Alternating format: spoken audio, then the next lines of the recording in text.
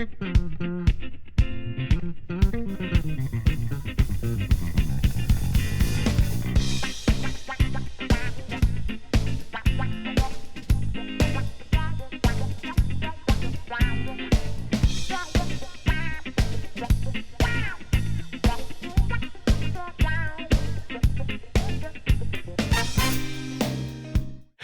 and welcome to Last Time On. This is the podcast for people who want to watch all this prestige television, but who's got time for it? I know I don't, because that took 4 attempts. I for sure don't. I'm And Xhafer. I am Ben. And we are here sans Victor. Yeah. Yeah. He's just got the week off. $500 and time served. Stupid anti-pimping laws. You know, he does such good work editing. He needed the weekend, so he took it. Right. But we're here talking about The Expanse still. We're here talking about The Expanse still. We got season 4, episode 7 sitting in front of us. A shot in the dark. A shot in the dark. Normally, Victor has like little things for us to talk about or little games. I don't know. Did you play? I didn't plan it. I actually have one thing I wanted to point out. I keep meaning to bring this up while we're recording. It's the time. I don't know if you can see. There is... No, your video quality is potato/worse. Yeah, but there is a painting, a piece of art on my wall that has been there since before we started. It's been there for like a year. Okay. So before we started doing any Expanse stuff, it is Don Quixote. Oh, I've had Rocinante right to my left the entire time we've been doing this. So that's been a fun thing that I've been meaning to like remind myself to point out to you guys. But yeah, so we are here deep into season 4 of The Expanse. I don't know if your experience was like mine, but we opened in media Thursday Night Football ad. It's a lot of that. Man, do you know who the Ravens are playing on Thursday? Anyways, it's been nonstop with the Thursday Night Football ads. The only thing that I can't escape more than Thursday Night Football ads when watching The Expanse is just election ads everywhere. Swing state, man. Right, I know. It's by the time this episode... Well, no, this episode comes out the day of the election, actually. So we'll be in a mood regardless. And I firmly believe that regardless of the results of the election, this won't be over next week. I think Avasarala is going to win. I hope Avasarala wins this election. Yeah, so I've got something, and I feel comfortable saying it since Victor isn't here. I'm a little surprised by The Expanse. Yeah. Because it's been a show that has been like on my like wish list for a long time. I was very excited that we were doing it. But I was under the impression that it was very hard sci-fi. And we seem to be dealing with lots of weird space magic. More than I was expecting. I think part of that is we're probably missing practical uses of lots of stuff for it to be more hard sci-fi, because we've had a fair bit of like gravity mechanics and stuff that have been pretty hard sci-fi. Yeah, but apparently a huge major going concern is this guy can talk to alien ghosts.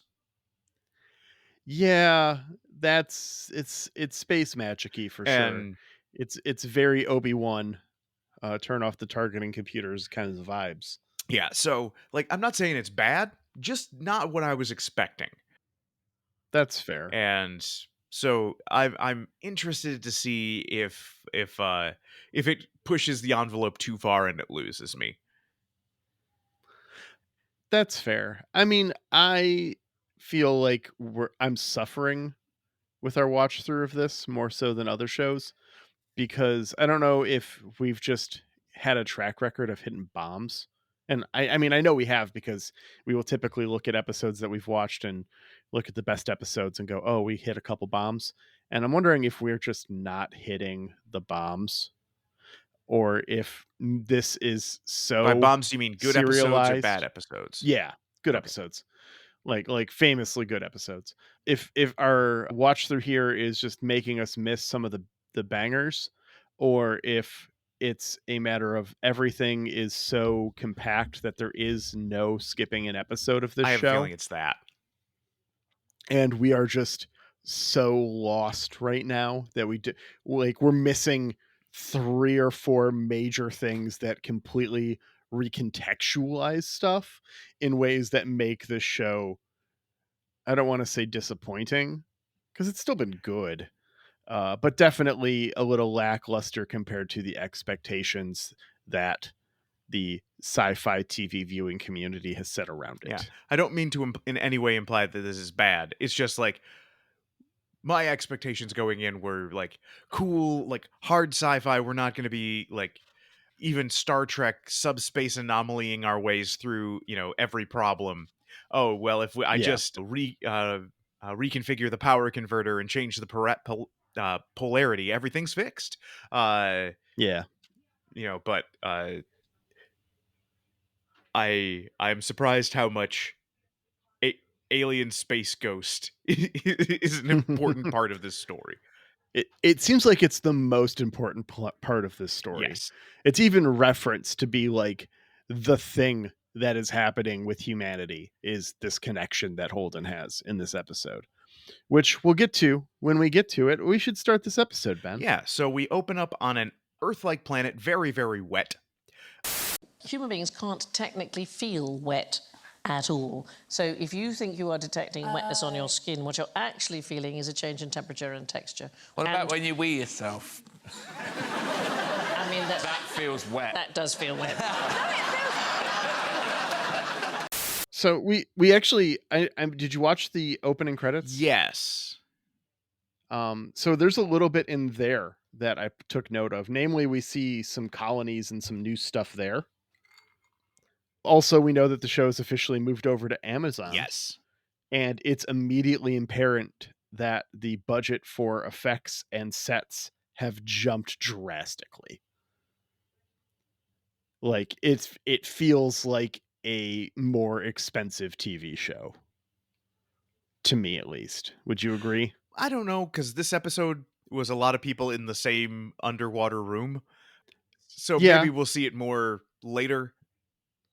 It's like when we're on Earth, we have more than like 2 sets. Yeah. And like Avasarala's husband's lecture hall, like, hey, the glowy screens are everywhere, and that's cool.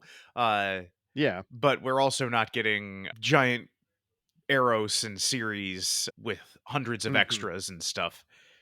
So I don't know. Maybe it's just where they spent their money. Yeah. We got a bunch of sick, starving belters hanging out here. It's bad times for belters as always. Poverty never changes. Yeah. And we see that in our establishing shot, we have multiple moons around this planet, which is how I instantly knew, hey, we're Mhm. not on Earth. We Yeah. later see a projection of this planet, and it has something like 10 moons in synchronous orbit, all in the same orbit. And Yeah. Xhafer, I don't know about you. If I see a planet with 10 moons in perfect synchronous orbit around it, I'm not going inside those moons. I'm not going to that planet. I actually go on a bit of a rant about this when we find out some of the bits of the plot. Um yes, I agree completely. When you see something like this, something is going on. Yeah. There there's a thing here and it is blatantly obvious to my, you know, I mean, I don't have a physics degree. I'm not an astronomer, you know. I'm not an astrophysicist. But if I look at that and go, "Wait, that's not supposed to happen." Well, my brain just goes, "Oh, space fairy ring." You're going to tell somebody your name, and suddenly they're going to own you. Like, don't go in there. You're going to dance until you die. Uh, Yeah. Yeah, it's something is up for So sure. we find out our people Um, are underwater. yes, this initial scene was constructed in a way that made me think my speakers had all broken except my subwoofer. We sat through like 30 seconds of this. I had to pause and like change the channel and like check my speakers and stuff. I don't know if you had a similar experience. I guess we had just had the themes, so I Yeah. knew that they were working, but I thought they had suddenly broke because of how the sound was done in this. Some of the roasty crew are hanging around in what I immediately believe are alien structures. And if you'll indulge me, Ben, Okay. I'd like to bring back a game we have not done in a long time. We going timey-wimey? I'd like to do I'm gonna do a little All timey-limey. right. This is no time to argue about time. We don't have the time. So I paused at this point of the episode and wrote all of this. Okay, go for it, man. Like 3 minutes in. We didn't have anything that really disproved any of this, and we did have a little bit that reinforced some of it. So I feel pretty good about it. Okay. So last episode was the gate Mhm. opening, right? And we knew that the gate, at least its portal to Sol, our solar system, is new or was the very least completely closed. And it hypothetically had never opened in history until the end of the previous episode, right? Mhm. So, like, it's a thing, you go in the thing, there's stuff there, right? There's like that intelligence or whatever that Miller was working through. Not Miller, Mhm. right? And then they convince not Miller that it's not a threat, and then it opens up to a bunch of other worlds at the end. And there's now a portal back open to Earth, right? Yes. So, we know that this was like a thing built by aliens who left it, right? That's told to us at the end of the episode that the species who made this isn't around anymore, Yeah. or the creator of Mhm. this. Whereas I'm assuming it's aliens. I guess it could be a deity Or thing. as you There's a couple ways you can go hypothesized about it. before, other humans that then seeded Yes, Earth. Stargate style. Yeah. Well, I guess reverse Stargate style. Okay, so I am going to make a wager here, as it were. A species finds its gate. It's deemed okay by the gatekeeper, Mhm. right? And then it gets access to all of the other systems from species who have opened their gate through their level of technology or whatever, Mhm. right? So we at the end, Holden says that these portals all go to there's thousands of inhabitable worlds, right? I specifically posit these are not just inhabitable worlds. These are once inhabited So worlds. each one had an intelligent life that made it to the point where it was accessing this interstellar hub, and Yes. they are gone now. Yes. Interesting. Or they were opened from another interstellar, like if we had colonized Alpha Centauri or We something might be able to before we open a hub managed to in get to both. this Yeah. thing. Yeah, we might get two. Like stuff like that. But for the most part, we're going to see ruins like this or alien structures like this on almost every world that we visit through this portal. So this is not uncommon. Now, last time when we were talking about knowing that they're talking about having already established colonies on all of these worlds, Mhm. right? Uh, I had posited that there would be a time jump. I actually don't think that there was anymore. I think I was incorrect in that prediction, or maybe a shorter one than I think decade I was talking about in the last episode. I don't know if I specifically called out a time frame, but I was definitely thinking of a number of years to be able to logistically colonize another world in a manner in which you would visit it, Mhm. right? I think that we're getting a jump start on all of these colonies by co-opting existing buildings and infrastructure that were left behind by other species. Gotcha. I really felt like, I mean, we get a little bit of confirmation that this is not a human Mhm. structure throughout the course of the episode. What tipped it off to me was that there's like very Earth style lighting, but it's like draped along the sides and not hung from anything.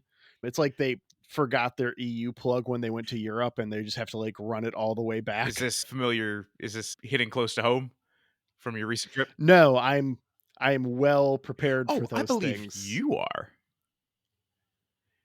Yeah, well, I mean, I brought a battery pack for anyone who wasn't. Okay. And my sister, being of a similar mindset, was also the same, had all the stuff and a battery pack Okay. for any in case someone else forgot. So we were plenty taken care of. All right. Well, we find out now that Miller turned off fusion. Wait a minute, what are you doing, Doc? I need fuel. Go ahead, quick, get in the car. Well, Miller activated alien devices that turn out fusion is the exact thing we find out Yes. later.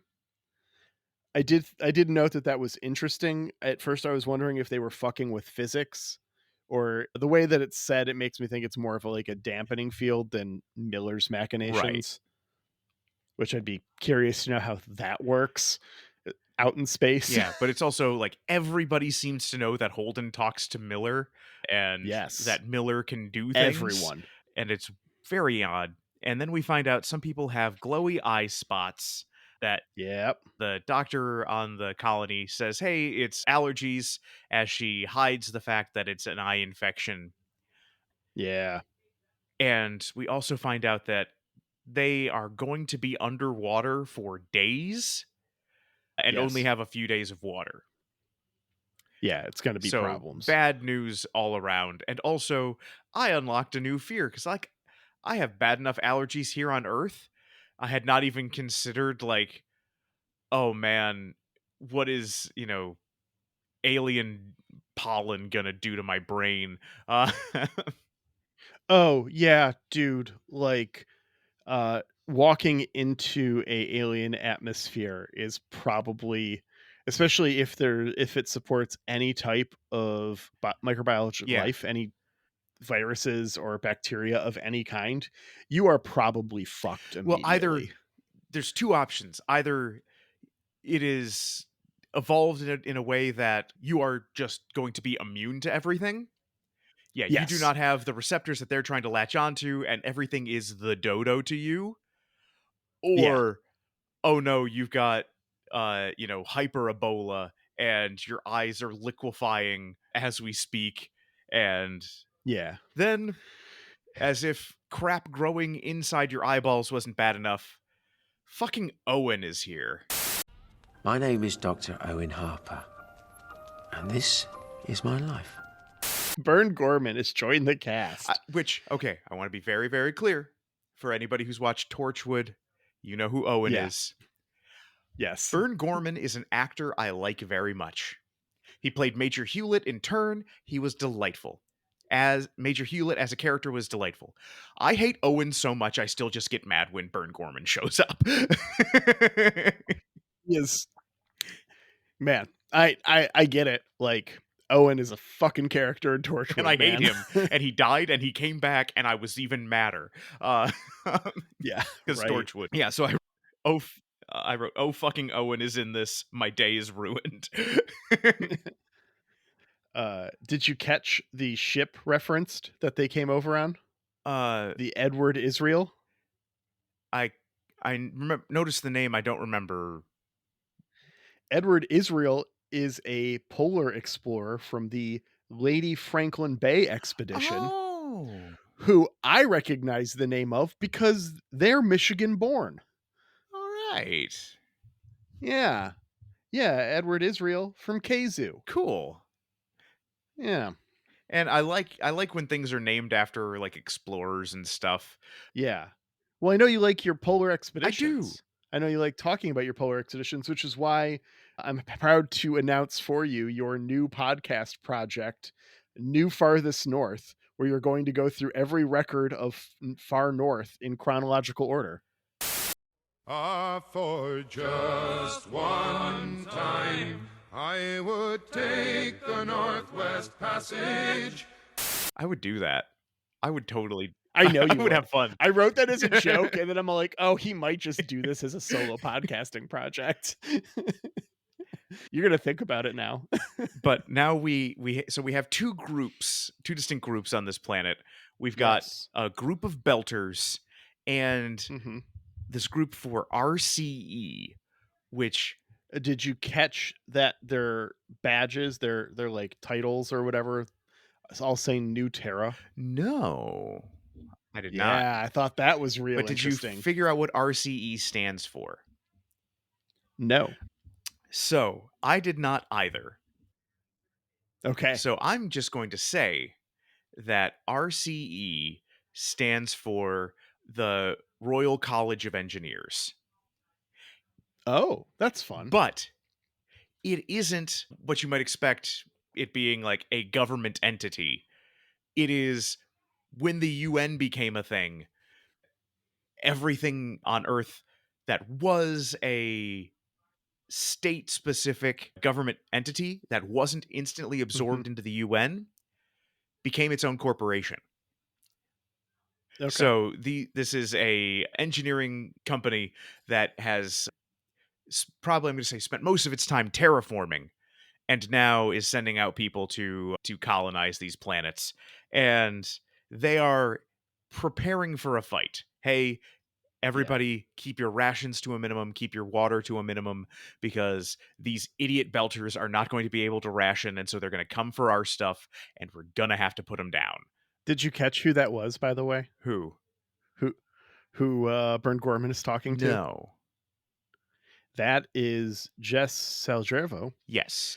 also known as Marianne from Letterkenny. That is Marianne. Just because Marianne looks like she's homeless doesn't mean you can treat it like a shelter. Fuck you, Betty Ann. Who's also in a ton of other Yeah. stuff. But she's having a bit of a career renaissance. She was in The Boys for a couple episodes. She was Huey's girlfriend that gets run through by A-Train in the first 5 minutes or Yeah. whatever. Okay, Spoilers. I knew she looked familiar, She's in all but kinds of her stuff. picture from X-Ray is terrible. It's a very pretty picture, but it is 75% hair. And so I'm just like, I can't see enough of your face to know who you are. Yeah. Well, Letterkenny's a Hulu show, so they won't even mention it on Amazon, I don't Okay. think. But go ahead and make sure you drop some of the ladies' hockey chirping. I'm not putting that in this episode. Then we find out the up in Barb. space they're trying to save the Barb. ahead. Yep. Now, do you think it is just the ship is just called the Barb, or is it short for something? Oh, we got it in the episode description from last episode. There was a name that I stumbled over. The Barbapicola. Oh, okay. Yes. I wanted to believe that it was named after my Aunt Barb. She was great. I mean, if it had a like specific purpose, it might have been named after like the object. Fair enough. Like a barb. Like it does Barbie things, but Well, now I'm remembering we did several takes of a Barbapicola. yeah. So yeah, that ship's job is Barbie, though. my job is just ore. So they have a bunch of lithium on board that they need to get out before their orbit decays and it just burns up in the atmosphere. Ben, Yes. if I've said it once, I've said it 1,000 times. If you have any risk to life, a geosynchronous orbit is not enough. You need to chill in the Lagrange points. It's such a fuck up. And I know I keep going back to the need to chill in the Lagrange points in every aspect of my life where I can mention Lagrange points. I mean, and this is just another one. It's also where you want to send your 5 hyper advanced mech suits down to attack Earth. Well, no, those colonies were in the Lagrange points. But they also, and though the colonies sent the mechs down and there. because they mentioned that. Oh no, it's coming from Lagrange Point. Yeah, that's Gundam Wing. It's Gundam Wing. Such a good show. It is. Yeah, so I don't know why they were not in a stable orbit. We find out that future capitalism is still screwing these people over because if they don't get out with their lithium, everything is doomed. And so we have this okay, we've got to save this ship because the people don't want to leave it behind, and they're like, "But we can rescue you guys." And they're like, "No, cuz then we're all completely screwed if this ship burns up." Yeah, we'll be so poor it doesn't Yeah. matter. Ugh. So Yay. the election today. I hope you voted, listener. In fact, if I may take a moment, this episode's releasing early in the morning, assuming we get the edit done on time. Go vote. Even if you weren't planning on it, go fucking vote. Please. Please, go fucking vote. It's so important. Now we cut to Avasarala. Excuse me, Secretary General Avasarala. Yes, indeed, for the time being. It seems that the new election for Secretary General is approaching, and there was a terrorist attack, and she is not happy that she even responded to it because Yeah. she had nothing to say. Hey, we don't know who did it. We haven't caught them yet. Why am I going out there and saying anything when I have nothing to say? You guys are all idiots. And trust me, as somebody who's been recording podcasts for 7 years? 6 or 7, yeah. I know about having recordings of yourself that you absolutely hate listen to over and over again. Unlike Xhafer, who's just like, You know how I many- wash my hands of this. I'm like, no, let me marinate in this. That is probably the key difference between us more than anything else. Oh, I did a thing and I wasn't happy with it. That's a shame.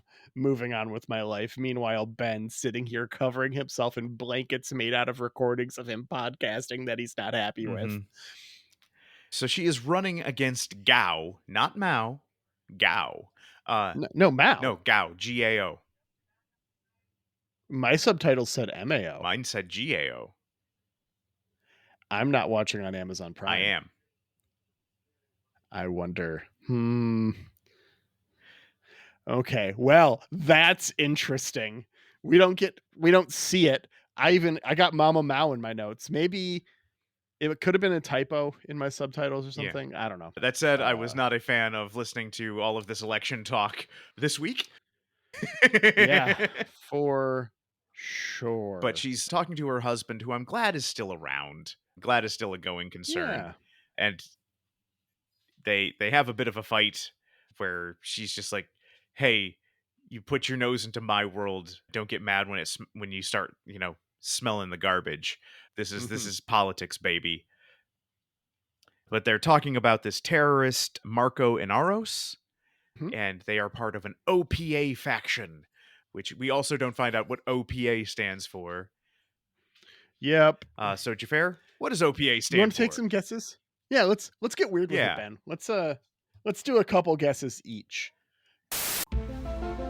Let's get weird. Hey! I'm going to say OPA stands for Oceanic Private Architects. And this is a group of people who have resorted to terrorism to get their goal. And their goal is to live in a Sequest DSV style future where we build cities underwater instead of going into space. Oh, so it's The Spy Who Loved Me. Yes. Yeah. With Stromberg and his underwater cities. And then they made... Yes. And they just remade the same movie again the next year, but with space. I'm going to say it is the Outer Worlds Partisan Alliance. And it is a group of Belter terrorists who, now that Belters have other places to go, are actually lashing out.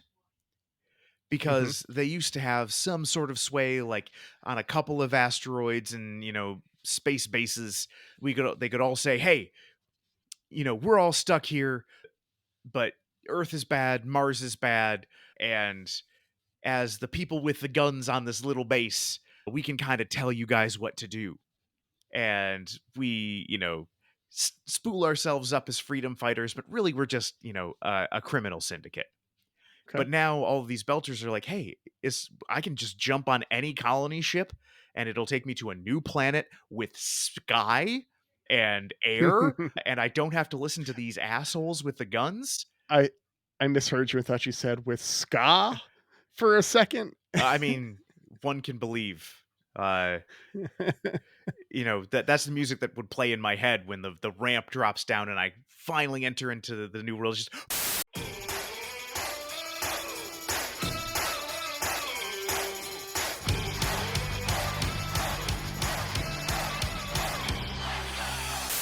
and I just skank my way off the drop ship. How one does. But yeah, I believe that these are people who were a minor terrorist threat who are now lashing out because all of these colony ships are so desperate for people. We'll swing by anywhere. Just come on. We've got to populate 1,000 new planets. We're Russian. We got to stake a flag somewhere. Just jump on. And they're like, no, we need you to be sad and downtrodden so that we can rile you up.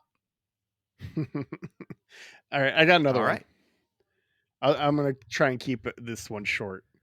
It is OPA stands for Opposite Poles Attract. It's true. They are a sketch comedy group who believes in reverse psychology so strongly that they are attempting terrorism via comedy. That sounds like an I think you should leave sketch. Where there's a flash mob in a bank at the same time there's a robbery. And it's just like, you need to go. No, you need to go. We're doing a thing here. This is going to get 78 Didn't you views. see the sign-up sheet? But we do. So I'm going to tell you, Xhafer, at this point in this episode, I'm really excited. Because we find out we've got two groups of people. Their camps were destroyed when the planet flooded. We are now in this underground place where we're running out of food. We're running out of resources. I think it's not underground, actually. They said they're underwater. They're underwater, but they also talk about it being recent that they're underwater. Yes. So it's flood tides and stuff. Okay, but we're underwater. These are people who are not in the places where they were expecting to be and running out of resources. Yes. Xhafer, these are refugees. I was sure Amos was going to ice a refugee. and I was all ready to start claiming those points. But no, he does, though I should have picked this, give another horrible pick-me-up speech. Where now we find out that everybody's eyes are actually infected by microorganisms that somehow got in, and for some reason our white blood cells aren't attacking them, and so they're just growing exponentially inside everybody's eyes. I will say Amos did have a pretty sweet moment here when he realizes this kid is completely blind, and he takes off his glove and he holds the kid's hand, and I'm like, okay, you did just be like, hey, yeah, your parents died. That was their job. They got you out safe. So why are you whining? They saved your life. Don't be sad. Your parents are dead. And I'm just like, okay, Amos, come on. There are so many better ways to word this. But then he held the kid's hand and I'm like, okay, as your internet dad, you're trying, and I appreciate that. Before that, we find out Moultrie and Holden are the two who get told about the eye problem. Yes. Moultrie is Vern Gorman's character.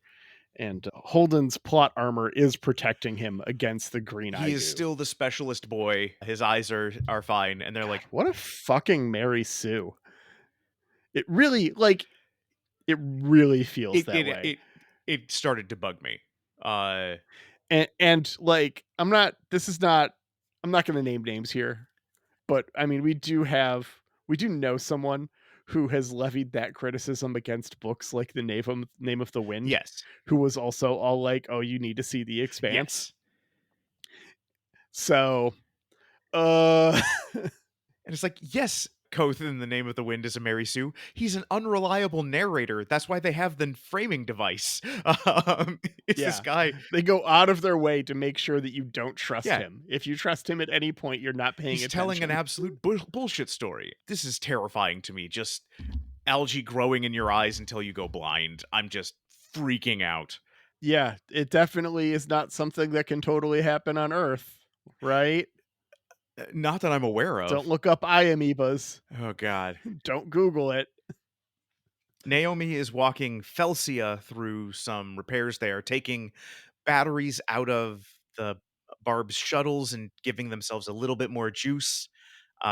Yeah. And I wrote here that Naomi's intern wasn't well prepped for a career at college. no, but the person she is helping is the daughter of the captain who is on their ship, and she did something that fucked everything up. And I'm going to say last time on, they had actually some warning that something's spooling up, fusion is going to be shut down, and just get ready for it. And the mom, I didn't write down her name. Neither did I. Was like, no, I can get another shipment up here. I can get another shipment up here. Like, we're gonna be fine. And sent down their loader to get one more, big container of lithium.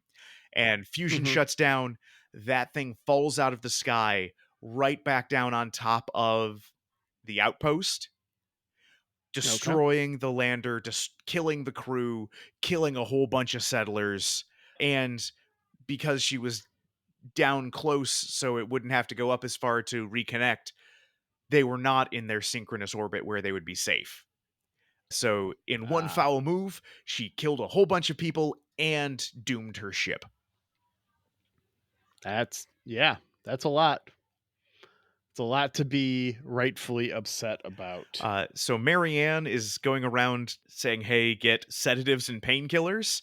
And like, why? Will that help treat it? Yeah. It's like, no, but it'll stop people when they start freaking the fuck out. Yep. Avasarala interrupts Sergeant's class. Can we take a moment here? I assume he's a college professor. Seems like it. I think that was what they talked about back in like season 1 when we saw him last. His class size is like 8. So I was assuming it was Can you fucking imagine? I was assuming it was some sort of grad program. Like, these are people who are getting a doctorate in classics because they are learning about the Iliad. Yeah. And it is the kind of writing that you totally do when you were like, how do I write a high-level college class? That he says, all right, and for next time, I want you guys to read this guy, and this guy. And he lists like 3 different authors. And we don't hear a single student just being like, what the fuck? I have to read 3 different books before we come back to class next time? Like, seriously? I mean, to be fair, the president of Earth just walked in. He might be taking a bit of, and the election is pending and he is helping with the election. So it could be like known that it's like 3 weeks before the next class or something. Fair enough. I do appreciate Christiane brings an apple. It's just like, hey, apple for the teacher. This is cute. And this is one of those things that I like. They feel like a cute, real couple. And I really enjoyed their interactions this episode. But they have this whole breakdown of, hey, as long as I've known you, you were fighting because you thought you were right. Now it seems you're fighting because you don't want to lose. And which is it? And she like admits, like, now I don't know if, like, I have to think the only way I know I'm right is if I win. Yeah. And it's like, hey, being Secretary General has kind of blurred every sense of morality you have. Like, we don't know enough about UN politics. Like, I don't know who votes. Is it everybody? Is it like the current Secretary General where it's each former nation gets a vote? Who's actually doing the electing? What are the Yeah. What are the voting blocks? Because it seems like there's only 2 candidates. They only mention herself and Gao or Gao Mao. Gao Mao. So it doesn't seem like it's a 4-way race or anything. And so Mhm. I don't know, maybe as a way to not stop hyper focusing on our own election, I'm like, no, please let me hyper focus on this fake one. Please, any reprieve. Literally any reprieve. She seems very self-aware that like I need to know that I'm right, and the only way I know I'm right is if I win. And Mhm. I know I'm right, but I have to convince everybody else that I am, and that's so hard. Mhm. Back It's over on the Lucia. Rosie. I wrote it down. Oh, nice. Back over on the Rosie, Alex reminisces about the one time he managed to be a good dad, but even then he wasn't being a good dad, he was just buying something expensive. Yeah. So I'm a little sad. We find out a bit about what happened to Prax because we're hanging out in Prax's plants, and it made me realize like Mhm. this should be mandatory on every spaceship. You, Plants? plants. Yeah. They are organic, CO2 scrubbers, as well as like food. There should be hydroponic bays in every spaceship that has more than like 5 people on it. 100%. But we find out that Alex was a terrible dad and that Prax got his daughter back and then went to Ganymede. Also, Ganymede is super fucked up, but he's trying to fix it. Yeah. They talk for a bit and a plan is devised to save the barb, while Moultrie plans to use his 1% finder's fee to buy off everyone he needs to. Yeah. So he says, "Hey, I've spent my whole life being a mercenary, killing people, and like I made billions for the company and got $6,000. This time, I Scene. get 1% of the value of this place, and when I thought it was lithium, I thought that would make me a millionaire. Now that I know it's super alien tech, this is going to make me a billionaire. And so my 1% I can share with all of you dudes, and we're Yeah. now all billionaires, which is really nice, I think, right up until he would get to the point where he'd have to actually start sharing it. Uh, Yeah. Probably kill some people. it's really easy to share money you haven't earned yet.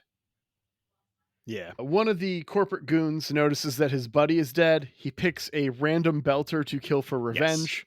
And this is when the death slugs strike. Drink Sluggo Cola, the slimiest cola in the galaxy. Yeah. And these slugs fall. So there's one guy dead in the water. He starts drowning. The first belter we saw with the eye shit, and then a slug falls on him. He dies, and then a slug falls on the other guy, and he dies. And we don't know how. I'm going to guess it's like a neurotoxin that like paralyzes you pretty quickly. It works real fast. It works real fast. And for that to be the case, it's probably not instant death so much as it is something that will cause death relatively soon after. Or it's some sort of rapid. I mean, maybe it's just a brain off switch. Or it's some sort of rapidly propagating like protein strand that just like, hey, this is just their slime, but it just turns your brain off. Like it's not even hunting. Yeah. It is just the goo Yeah. is incompatible to humans, which feels like the sort of thing. If I am the first person on an alien planet, Don't be. I am going down in a full like containment suit with like 7 biologists and like 9 chemists. Like the first thing I'm doing is not mining ore. The first thing I'm doing is like, tell me what is killing me so that I can then send people out to mine ore. Well, Ben, you're thinking like a person and not a corporation. I love capitalism. What the fuck? You take that back. Labor is not capitalism. There is nobility in work. Yes, notably. I know. But corporations are people, Xhafer. The Supreme Court says so. Only in America. Yeah. So things are bad. Please go out and vote. Things are bad. Avasarala has two options for dealing with the spaceship, where they have found their terrorist, and one is just, hey, shoot him from space. The Navy Admiral guy seems like totally nonplussed. Hey, ship full of civilians, I don't care, blow it up. What's our other option? Well, we shoot the engine with the railgun and then send in Marines. And it's like, well, why wasn't that option one? It's like, well, some Marines might get hurt. Yeah, the other option was just nuke innocent people. Well, they're belters, not people. Remember. Just from a political point of view, you blow up the ship. You don't have the body. You say, hey, I killed Marco. There's going to be 700 people, immediately on the news saying, yeah, no, you didn't. Of course, they just blew up some ship and said they killed Marco. This is just trying to make Avasarala look good before the election. Yeah. And then there's, somebody who looks enough like Marco being like, no, I'm totally Marco and I'm alive. Whereas if you actually have, Marco, you can be like, here he is. Got him. Yep. So she orders the breach. We get this first-person shooter style shot of the raid, which ends abruptly when the ship explodes to credits. Yeah. I was expecting another 5 minutes of this fucking episode. Me too. Nothing is resolved. Yeah. And nothing will be, because we're going to roll some dice and skip that many episodes. Yeah. So what are we watching next time, Xhafer? Let me get these dice out here. All right. That is an 8, which means we're skipping 8 episodes. So our next ep will be season 5, episode 6, Tribes. Holden and the Rosie go on the hunt. Amos and Clarissa seek shelter on a devastated Earth. Bobby and Alex fight a desperate battle. Marco makes Drummer an offer she can't refuse. And Avasarala returns to a position of power. Well, fucking spoilies, man. Yeah, my daytime prediction that Marco is still alive. I knew as soon as they're just like, our informant ensures us that he's on the ship. I'm like, Marco ain't on this ship. Yeah, I was gonna prime time that Earth gets attacked. So, oh well. All right. Well, it's time to make those predictions, Ben. I still got 3. You got 3. Let's go for it. Lincoln, what are you doing up there? Guessing? I guess no one's coming. I have seen into the future. You ruined the prophecy. I can start. I got daytime. All right, go for it. Amos holds the unlucky in love, lucky in card axiom to be true. So there's a little bit here where Amos is dating Marianne. Yes. And I'm not even going to specifically say it's this relationship. But he has a relationship, or had a relationship at this point, that ended horribly. And within a couple episodes, he won some money or something. Some gambling went well for him. So we'll get an allusion to that axiom. That all right.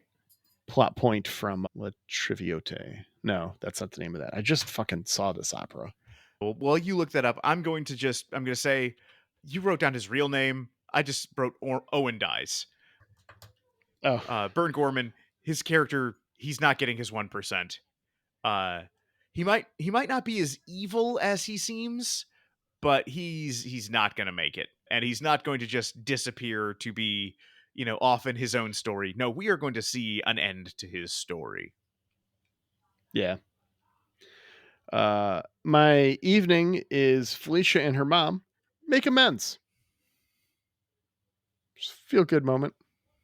My evening prediction. So we've had a couple of different classic literature references, and I think that somehow we're probably going to miss it because we're jumping to the middle of season 5. These Amazon seasons are a little bit shorter. I I'm going to say, because of where she was visiting her husband, Avasarala is actually going to be inspired by the Iliad and is going to Trojan horse something. Okay.